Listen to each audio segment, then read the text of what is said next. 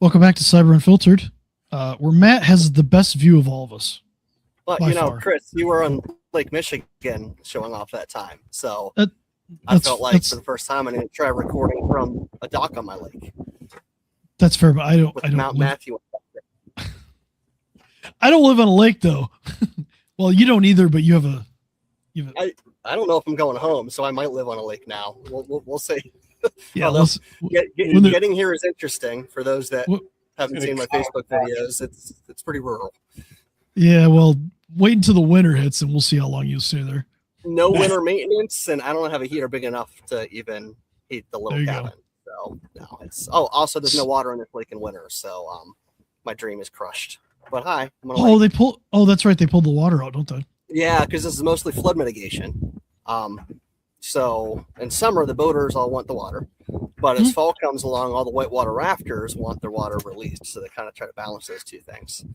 And then That's all of us that lost our boat anchors during the year can literally walk out and retrieve them, and it's hilarious to see people just finding their stuff that was lost. You can take videos of that because there's gonna be probably fish finders at the bottom of the lake. There really is. It's honestly really neat though. That's awesome. Sometimes I'll send you guys links to the history because there's a whole town under there that we've had George Washington go through, and there's pictures of him in the buildings that you can still see the foundations of before they flooded this. It's kind of neat. That's pretty cool. Kids out with some metal detectors, see what they find. You know, they've found pots and all kinds of things down there every year. But I digress. That's Mount awesome. Matthew. That's really what I point out. Since the locals don't seem to have a name for that mountain, I'm claiming it as Mount Matthew. Thank you very much. Matthew. You should get a flag and swim over there and just right on the top of it says Mount Matthew. I think I'm gonna have to do that. Just wait till they let the water out and walk out. If my boat didn't sink, I could drive out. But anyway, we should probably start. Matt and I can't talk about boats. So anyway, we cover AI a little bit. We don't want to talk about it that much. I know it's a hot topic right now. Some people hate AI. We particularly like it because we use it for a lot of stuff in our businesses. But the one thing that we're going to see eventually is the rise of agentic AI actually being used in businesses. I know people have thought for a while that, jobs are going to be gone.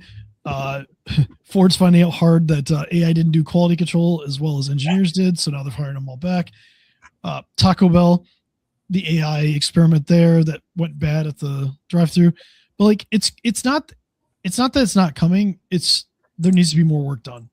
However, what I want to do today is cover a little bit about things you should know about AI, and then go into something that's kind of cool that you could actually buy for your business if you wanted to.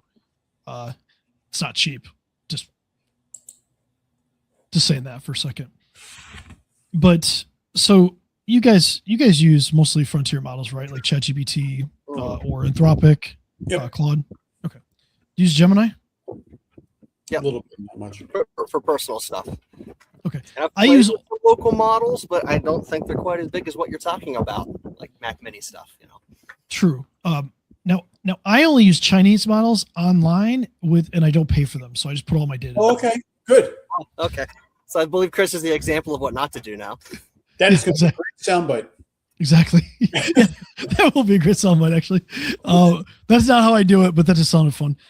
So the things we want to understand about AI, like just from a fundamental standpoint, is there's something called parameters. And a parameter is like, what knowledge does it have? Right? So it's kind of like, what has the model learned? So when you talk about Anthropic or ChatGPT, there are someplace between 800 billion and 2 trillion parameters in each model, which means it has a very large learned brain, right? So bigger, it means smarter, but it also means the more parameters, the more power it takes to run. So that's why data centers are going up everywhere. That's why everybody's having, there's a lot of people upset about data centers going up, but when they have these big models, they need more power. So NVIDIA powers most of these data centers. There are some exceptions to that. Anthropic uses some some Amazon TPUs, which are basically just processors that can do AI really fast. So that's why we need data centers.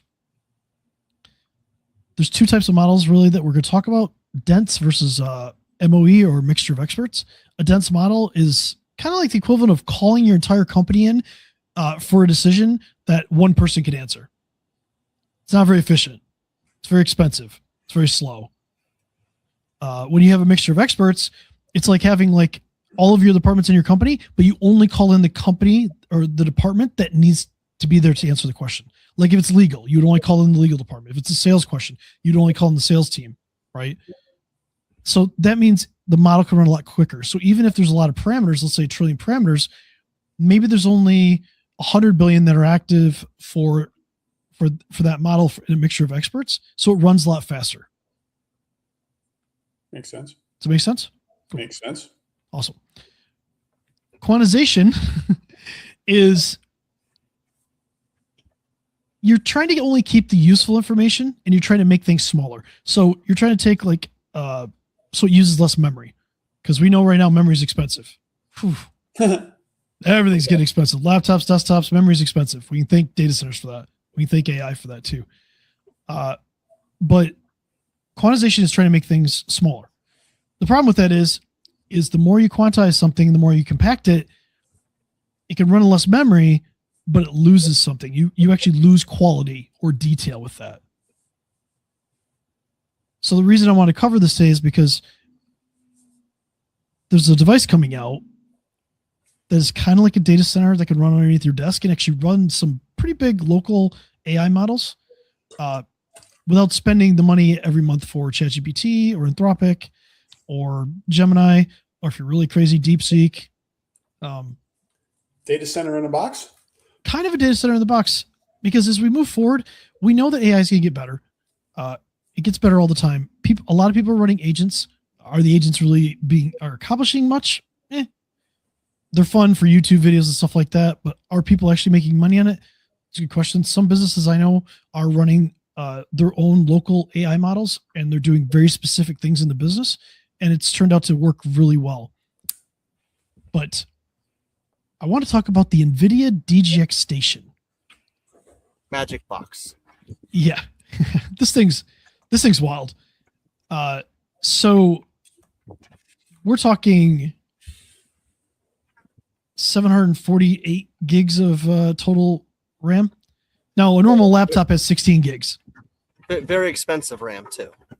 Yeah, 252 gigs of it is really expensive. Really expensive. It's HBM RAM, or HBM 3E, and then there's 496 gigabytes of DDR5X. You don't have to know what that means. Just think your laptop has. You know, it's really freaking fast. Yeah. So your laptop has 16 gigs of RAM. This only has 31 times that. Just for the CPU. And then the GPU has another 252 gigs. So this allows us to run some AI agents, run local models. Now, remember, we talked about ChatGPT and Claude use someplace between 800 billion and 2 trillion parameters.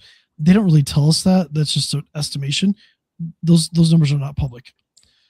A local model that can run on this will probably have someplace between 70 billion parameters and maybe 235 billion.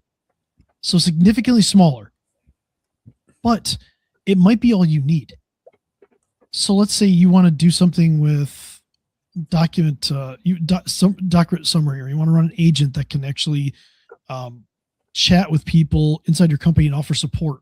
You might be able to take all the company documentation you have, feed it to this local AI model, and create a chatbot that could actually answer questions for your company. It could be an HR. It could have all your HR stuff. And I wouldn't, not the private information of people, but like, let's say it has all of your entire company handbook in there, and people could chat with it, and it can actually do that for you. You wouldn't have to pay for ChatGPT or Anthropic to actually run that. Maybe you're able to have somebody come in and help you create an agent that can actually completely run customer service. Can be off your website, right? So it can be trained on that. This could all happen. Now, how much do you think this is to run? Just to buy the box. Well, we all know it's be $20 a month. So yeah, so it's like $20 a month. But if you use API tokens, it gets a lot more expensive than that. Yeah. Exponentially. It's between $90,000 and Guessing we're $120,000. going in the area of starting with six figures. Yeah, it's between $90,000 and $120,000. Right, that's what they're estimating. It comes out later this fall. Ooh. Right, but remember, Yikes. there are some companies that are spending $80,000 a month on tokens. Yeah. With Anthropic, So or this is more. a huge savings if they meet their needs. It could be. Yeah, it could be because they could buy a few of these and save money. Mhm. Right? They could put them specifically in certain, like you could run, you can link multiple of these together too. So there's a potential if you're a big enough company, you could put two in one department and actually run it, or you could put one in each department and run through whatever AI you need for that. You can create agents to do all sorts of things. It could be a research agent, could be just agents to actually do things in the business. Move files around, stuff like that. Like all this stuff can be done. We can drop them in Matt's cabin to keep it warm in the winter too. That would Yeah, running actually, like 200 amps of service. This sounds like it's going to suck up some power. you know what? I didn't look at the power draw. I'm Man, intrigued fail. because we're talking about savings, but I'm curious on the utilities needed to cool it, electrify it. I mean, it's not like power is going up. Oh, why would that be happening? At least they're air cooled still. That's true. I think these are air cooled. Yeah. They can reach 1,500 watts. Oh, that's not nearly as high as I expected, to be quite Sorry, honest. 1,600 watts. So you pretty much put a 20 amp circuit in, you could run it. Nothing. Less than an actual heater. Yeah. Yep. Remember, these are using ARM processors, so it's more like the processors that are in your phone versus the processor in your computer. So they use a lot less power. Yeah. The GPU on there, the graphics processing unit, that's gonna do most of the AI stuff. That's probably gonna use the most power out of all that. So yeah, you could you need adequate airflow, but not as much as you need for like a data center. Because I mean, look, you put servers, you put 1-2 servers in a room. If you don't have proper cooling, a room can get 100 degrees real quick. Yeah. So what do you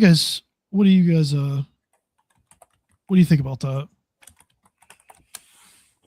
Well, from a security perspective, I actually love it because people are keeping all their data close and tight, and you know where it is, and you've got some better controls.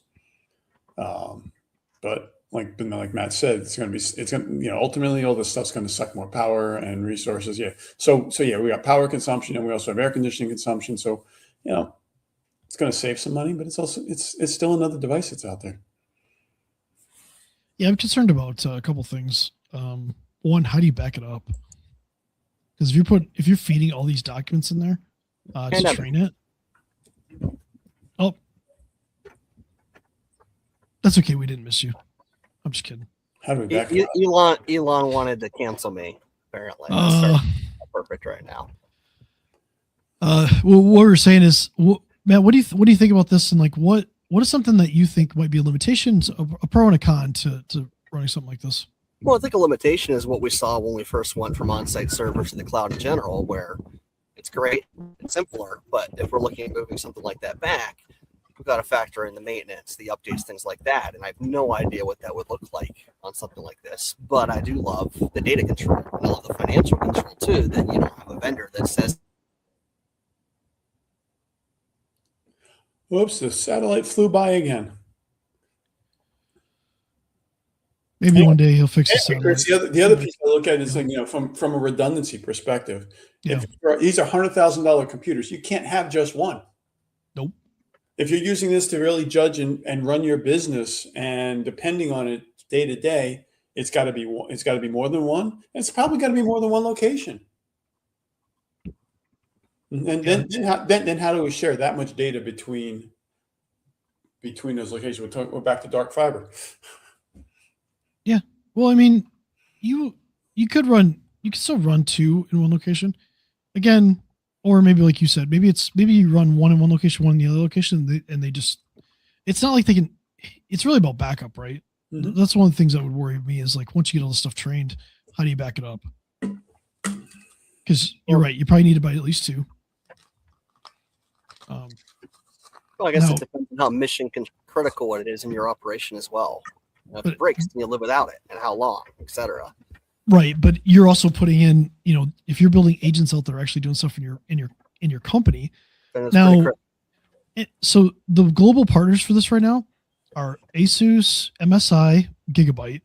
Most people won't know who they are unless they bought a laptop, a motherboard, or maybe a video card. But then Dell and HP are making them as well.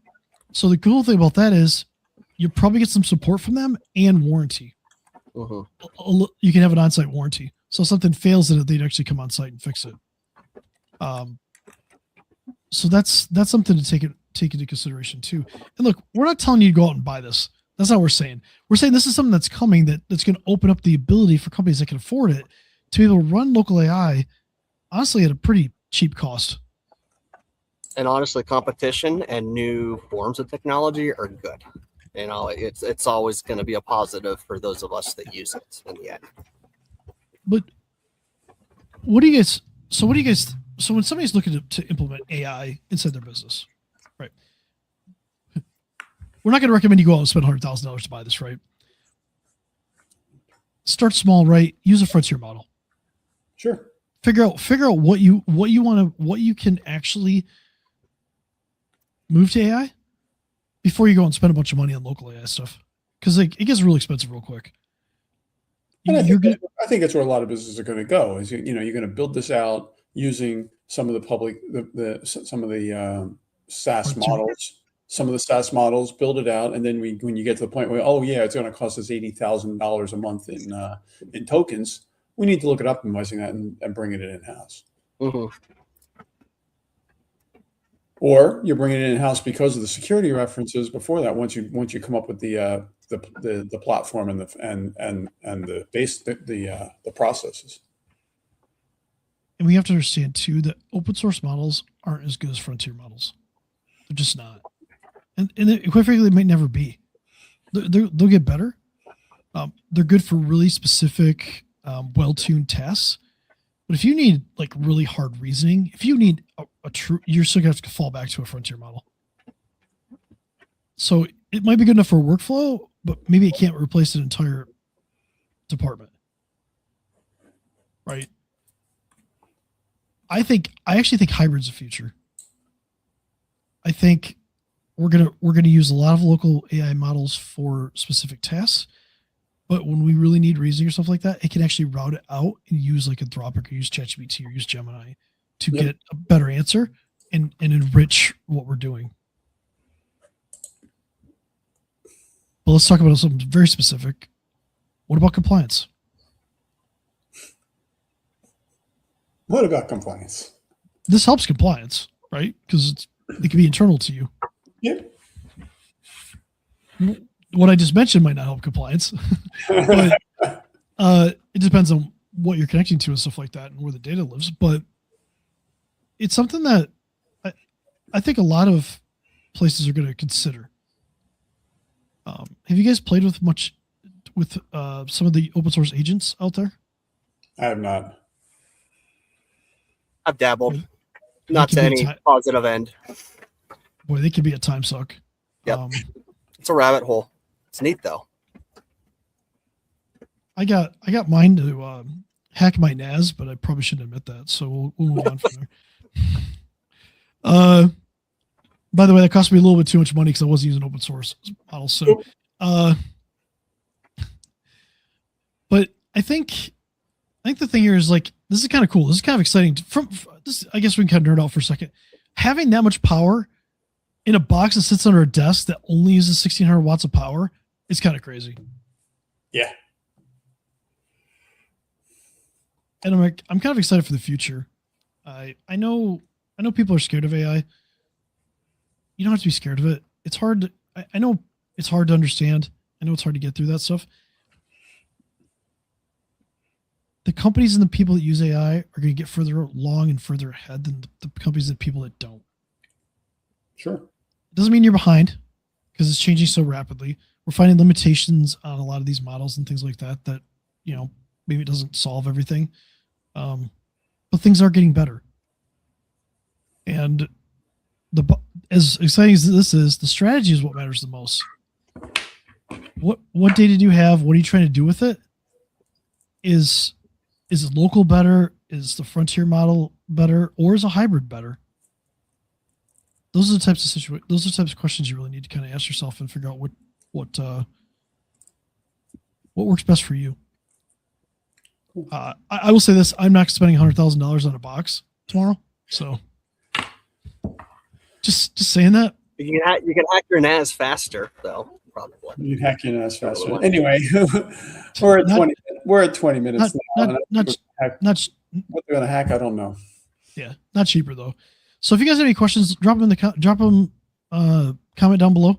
Let us know if you want to see something. Next week we're going to talk a little bit deeper into AI, but it's kind of scary stuff and kind of cool stuff at the same time. So, all right. Till next week, guys. Till next week.